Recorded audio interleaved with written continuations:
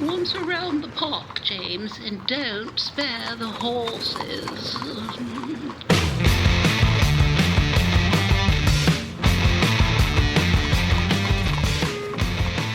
Well, here we are. It's the Thanksgiving edition of On the Ledge. And Keith Leslie is here with us, along with John Wright. I'm Dave Trafford. Welcome in. And as we record this, we are now in a place, certainly here in Ontario, where the province has said, okay, we can have capacity crowds in the arenas. We can, all of that stuff is opened up. And the biggest wrinkle in all of that, two that I see.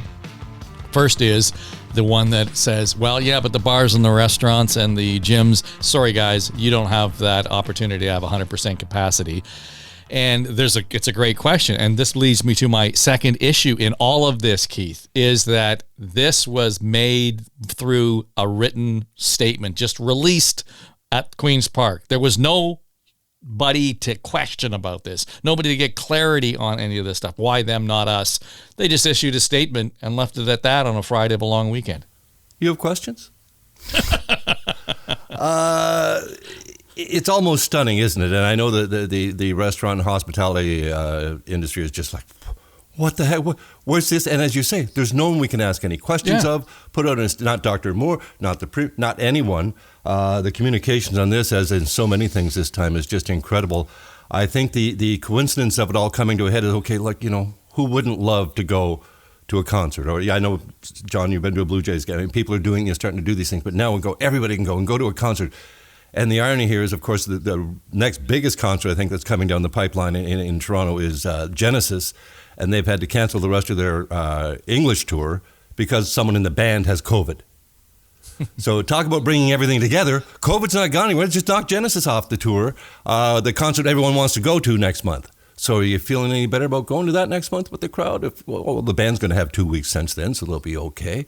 I mean, this all is just nonsense. But the government's communication on this, to just drop this, knowing full well, again, there's just such an uneven playing field that there's no equalities here, that the people who are being, still under these crazy restrictions, or what seem crazy to them, when we can go sit side by side, cheek by jowl in, 30,000, 40,000 seat arenas, it just boggles the mind. And I don't understand it. I don't know how they can expect to explain it by punting it on Friday of a long weekend and letting everyone just go up, and sort it out. I mean, even doctors don't know what the restrictions are at this point. They don't know what to tell people. So this, again, just the latest in communications. I know this government will get in later about the government advertising, and they want to be, the government of yes, yes, yes. Well, it's usually no, maybe, sort of, okay, well then yes. So, and this seems to be another example of that. Well, okay, if we have to do this, okay, let's everybody go because we know people want to get out and they're anxious to get out. And what on earth have we done? Well, John, at what point does this begin to stick in any measurable or effective way, in as much as that lobby of restaurant, bars, gyms, usually all, for the most part, with the exception of a few franchises on the restaurant side of things, these are all independent businesses. They're mostly driven by, mom and pop shops, particularly, some of the gyms that we're talking about, et cetera. At what point do they finally stand up on their hind legs and hold this government to account for not supporting what they've done? And with there doesn't seem to be any logic, never mind science, behind why they have been excluded in this case, when every meal that they serve matters to their well-being. I don't get it. This makes an absolute mockery of everything that they've said before. I can't see the difference between having a meal in a restaurant 3 weeks ago and today. I haven't seen any science that they are more likely to do damage by having people there. Maybe nightclubs, yeah, because everybody's wahooing and jumping around and there's lots of aerosol, throughout the air. But I just don't see it. I mean, the restaurants have been the most responsible business through this entire COVID.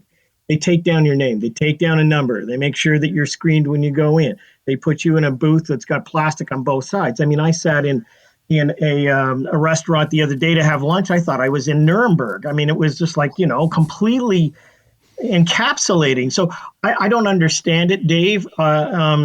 and I don't think that they can stand up on their hind legs anymore. I mean, they have been a very vocal lobby. The tourism minister, in fact, has given no sway to their argument at all. So I don't know what the penalization reason is for these folks. I think they should open and we should get underway and get going with just having normal business like everybody else. I will play this into another side, though, and that is that there are people clearly who are going to say that this is just Doug Ford working on behalf of his big buddies and not the local people. And that's going to show up in the campaign that comes ahead because, it does cater to big crowds, big money, MLSE, all that sort of stuff. Whereas mom and pop shops, as you say, are trying to make it on their own. They're just encumbered with all of this. Plus, they have to play police person, but they got to screen people and push back. How about that restaurant owner who basically said, I think it was in Kingston, I'm not going to do this anymore, gets charged. The liquor license people come down hard on him. They're going to take his restaurant away from serving liquor ever again. And yet we can let in a high-priced basketball player to come, here in this city. I just don't get it. Not at all. I'm not sure I'm ready to set that guy up as any sort of a hero. In as much as I think that if there are rules, that there are other restaurants and operators who are doing it. And I've been in a couple since the restrictions have been raised. I showed up with my certification. It wasn't any major issue. It was like, when we sat down at the table, everybody got your stuff. Yep. They checked it and we moved on. It was like taking an order. So I don't understand the onerous crisis that all of a sudden some of them are claiming to have. So I don't really want to set him up as a hero or an anti-hero, as the case may be in this. But I get your point. I mean, the inconsistency here is extraordinary. And Keith, this copyrights itself for political ads that are already out there. Holy cow. And as we know, yes, the political ads, the PCs and the NDP have unveiled their next round of political ads. And the NDP, the official opposition, have vowed they're going to spend dollar for dollar what the Conservatives spend in the pre-election period. So it's on, and it's on big time now. And as you say, this stuff kind of writes itself. This is the big box stores for COVID's fourth wave. It's the big box stores, well, they had it all the advantage last Christmas. Well, now what are we doing? Well, the big venues, the big places, they can have everything they want. They can have everybody, and they can bring in some American players, for goodness sakes, who may or may not be vaccinated. Well, they're going to try and do their best there. But these restaurants are still under these same restrictions, these gyms. And I think their issue is the fellow that didn't want to face this anymore. It's having the police. It's not the groups that show up like you, Dave, and everyone goes, yep. It's the assholes that show up and want to challenge the situation. And they're going to challenge some university student who's the hostess or maybe someone who's been there trying to, as you say, keep a mom and pop restaurant going. They're just not equipped for this. They don't want to deal with this, and they shouldn't have to deal with this. It should be a set, that they're put into this position is untenable, and it is, again, there's no what is the justification? These people are so easy to turn into a political. You just ask them, and they're just, we don't understand. We were cut loose by our government, and they never came back to us. They promised to look out for us, and they looked out for the big guy again. I don't understand this. I want to say that I don't see the Kingston bar owner as a hero. What I am alluding to, however, is the hammer that was brought down was extraordinary. So I look at others who may flaunt that there's a black market of going into restaurants. We all know that people are going in, but this guy stands up. Okay, I don't see him as a hero. But the other side was that my wife and I went out to our first movie in 20 months last night. We saw James Bond. Okay, so we're there's 6 seats between us and the next person on each side. Guess what's going on tonight? It's a full theater. Like, this is just arbitrary moment. There's not even a phase in where, okay, you can have a third in a theater or half in a theater, then we can have 3/4, then we can have the whole. No, it's just like this arbitrary decision making that I think is ridiculous. So anyways, I don't get it. My daughter flew to Switzerland this morning. She's in Switzerland. She's visiting a friend for a week. There was no test needed to get from Toronto to Zurich, none whatsoever.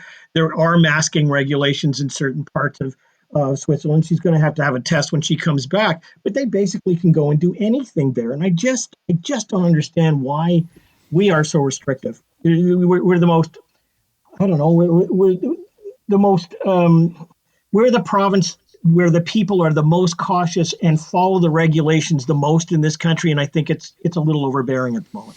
It's interesting you should say that. I was talking to a client earlier in the week, and she had been traveling to the United States. She was there to visit family. And she talked about being out and about, kind of in a social setting. And she was in Minnesota, and where there is no requirement, no mandate for masks in anywhere, particularly. And there was no question about whether or not you had vaccine certification. But when they went to a mall, there was a sign on the door that said, if you've got a mask, we'd like you to wear it. So being good Canadians, they put their mask on. And she said, we would have anyway, because we still kind of have that sensibility about it. Walked into the mall, and they stuck out like a sore thumb because they were the only ones wearing the mask. And she said it was a weird dynamic because if you were seen to be wearing a mask, you were thought to have been unvaccinated, so you're a danger. And then those who weren't wearing the mask were thinking, I don't need no stinking mask. You're a problem because you're actually, creating this environment where you think we all need masks. So they were getting it from both sides. And I illustrate this just to say that we're back to our behavior. Our behavior is going to get us in or out of this, as the case may be. So we can open up as many venues or arenas or whatever as we want.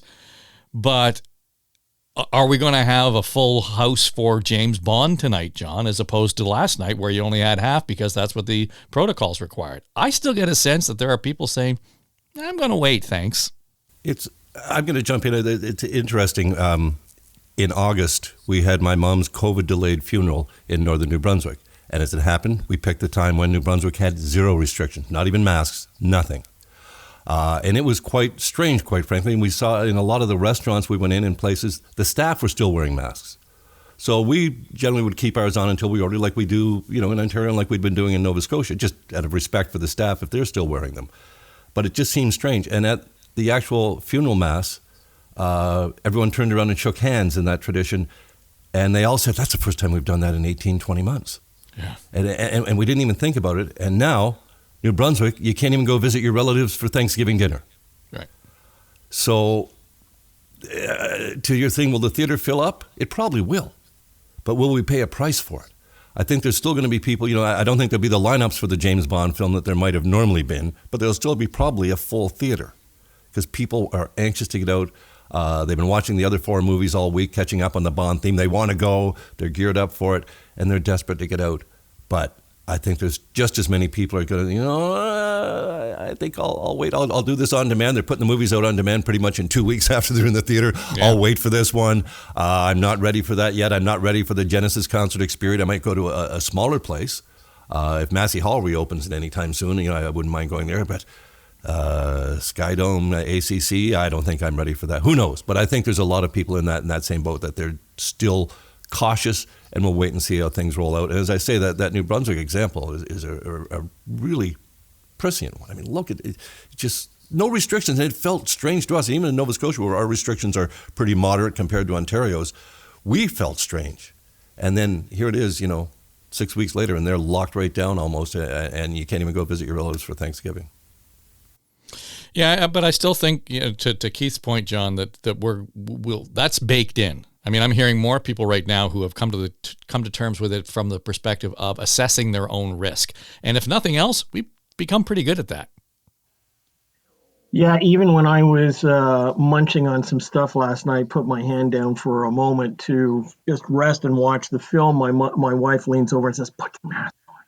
I mean, we're looking out for each other. And I don't think, the screening at the front of the theater, which was, kind of interesting because it was just like a table put out and people, looked at things. I mean, as they went through. Here's the irony of it. The chief medical officer says if you want to go trick-or-treating, you can wear a mask and you're not going to give it to anybody. And I mean, a mask that's got, Jason on it or something like that. Whereas we can't have large gatherings in certain parts of the province because, we're still, concerned about what's going to happen. I think the thing that also is clear is the direction of the government has just come back from, from a hiatus. They've had a throne speech. It was very thin for a number of different reasons, but I didn't get a sense of when we're anything more out of that other than, we've been through this. We're going to try and deal with the economy and we're going to, make everybody safe.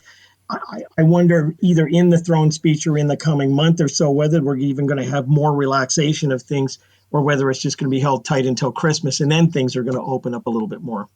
So let's talk a little bit about that, the throne speech. And I just thought, Keith, I'm listening to breathless media reporting on how little there was in that throne speech. You've covered enough of these to know we don't expect anything out of a throne speech. So I don't quite understand the post-throne speech crisis that we didn't have full, clear direction. It wasn't fully pixelated. No, throne speeches are big ideas time for the most part. You paint a broader picture and you might lay out a bit of your fall legislative agenda, what you want to accomplish, which they didn't do. That was what I think was what's surprising. There was no legislative agenda laid out in there. But the actual, we never got a hard news lead out of a throne speech, or very, very rarely. No, exactly. It was always the direction the government wants to save us all from whatever, or make sure we're prepared for this, or get us electricity on new phone, whatever. They had goals, lofty goals, and that's what seemed to be absent in this. Yes, the loftiest goal of all is an economic recovery post-pandemic and getting us out of the pandemic. And I think their key message there was, we're not going to do it by increasing taxes or by slashing programs. Pretty clear signal that, that's sort of the first volley in the election platform that's going to come. And, between now we'll have the fall economic update, the budget, and then the platform itself. So I don't know why people were looking for a heck of a lot of details here, but they were looking for a few words, I think. Words like, climate change, education, school, just a few things that might have signaled, hey, pandemic affects these very, very directly. Autism, not even a mention. And I'm sorry, that woman's been camped outside the Premier's constituency office. He reached out to her, he promised, and yes, they keep pointing to they doubled the budget. They doubled the budget and killed the program almost. And it's now, the waiting list is up to 40,000 from 29,000 apparently. So there should have been some mention of where they're going to go with, in particular, their legislation. Or are they, as you say, they're so restrictive on, it seems, on so many things. Why didn't they signal they were going to restrict protests outside hospitals? Because I think people were looking for that. I really do. And I thought that was a lost opportunity. And the stuff that they did put in, the health care, the and long-term care, rather, all previously announced. There wasn't a new thing in there. So that's why I thought it was, not just thin, almost anorexic in some sense, but I agree with John. They were wise to focus on the pandemic and the economic recovery. That's what people want to know. The pandemic is still top of mind. That's what everyone wants to talk about. So that was smart, but there were some missed opportunities. Again, you just need to use some lofty words and goals. It's not a throne speech. We're not going to expect, and this bill will dictate this. No, it's not. It doesn't work that way. Well, John, our friend Nick Nanos had released polling numbers this past week, suggesting that our attention in terms of priority is turning from COVID as being the number one thing on our plate.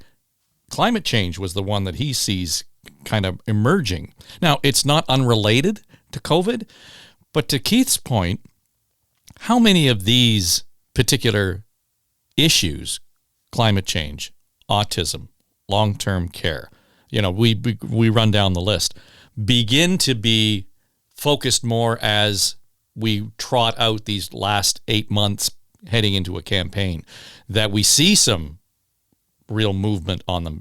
If we don't, I think it's at the government's peril, because we can't just kind of have this vague fog between now and June. There's going to have to be some real hard-edged definition around this is where we're going on climate change. This is not something old, something new on long-term care. This is the fix in autism. Well, there won't be a fix in autism, and Rod Phillips has made some good announcements over the last couple of weeks, and climate change is seen primarily as a federal issue, and we're going to get a lot of that because in order to stay in power, the NDP and the Liberals are going to, saddle up with each other no matter what rattling of the sword Jagmeet Singh brings to the table. Look, I think what we're going to head into very soon, if we're not already there, is affordability. Prices, gas prices. Go to Loblaws and buy a roast for $80, for God's sake. I mean, these are the issues of which this government is probably better positioned to deal with because it's seen as more pedestrian, more local in those sort of things. So I think, again, we go back to the very earliest podcast that we did.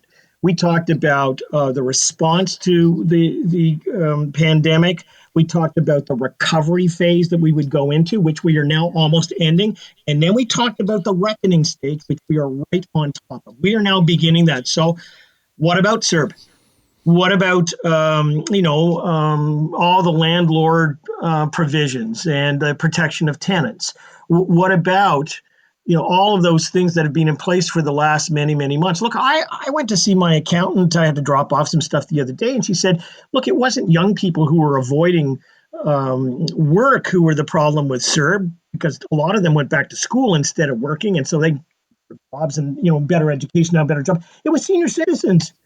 It was senior citizens who were actually collecting CERB. They were sitting there going, "Well, I'm not working, so Mabel, you and I will collect it. So there's 40 extra thousand bucks." By doing that, they had too much money. It got to cancel some things that they were. But I mean, this is the kind of stuff. We always point fingers at freeloaders for dealing with it, but the government hadn't had any kind of idea of who was taking this stuff out. No, I think we're going into the reckoning stage where we're already talking about Doug Ford has saved a lot of money. He used the federal money to pay for a lot of the stuff in the COVID battle and saved a lot on the provincial money. He's focused on long-term care because that's a great big bauble on the tree that everybody can look at. But we're yet to get there. I mean, we're starting to go into the spring. And I think when the Bank of Canada says, "Oops, we didn't calculate this price hike," I think we're in for some real stuff that we're going to get into. And a lot of that climate change stuff, not going to matter when you try and put something, on your plate. I know part of it is caused by that, but it's different now because supply chains are completely busted and prices are up on all of the commodities. The government posted something the other day that I thought was really, again, should have been a big announcement, wasn't, but the Premier posted that Monty McNaughton, the Labour Minister, is looking at returning some of the $6.1 billion reserve in workers' comp premiums to small businesses. That's huge. And this might be the way back from the small businesses being, they felt in many cases, abandoned or cut loose by the government. It's this kind of thing they're looking for. They've got the money for this now. I'm shocked to hear that there's a reserve at the WSIB, because I remember reporting years and years of underfunding, chronic, so that they've got to that position now is really strong, and that's money that they can dole back to those small business people directly, cutting, not just cutting their premiums, but returning some of the reserve to them. That kind of stuff, that'll work in the next 8 months. Yeah, and I think you're right. We're going to have to deal with what's in front of us. But I'm not sure whether or not, considering the issues that we've already laid out, that we are going to be able to just look at the next 8, 10, 12 months. That, in fact, there is going to need to be an agenda there to say, here's where we're going. I mean, your reckoning point, John, is well made. This isn't something that's just going to happen overnight. This is a generational thing, depending on the issue that we're talking about, affordable housing, all of those sorts of things. I mean, you were on the podcast with us this week on the 2030 project around reducing poverty. And the number that keeps coming up as I do that show, $33 billion a year is what poverty costs us in this province annually. And that's a combined, list of things that all kind of come together in one pot and so on.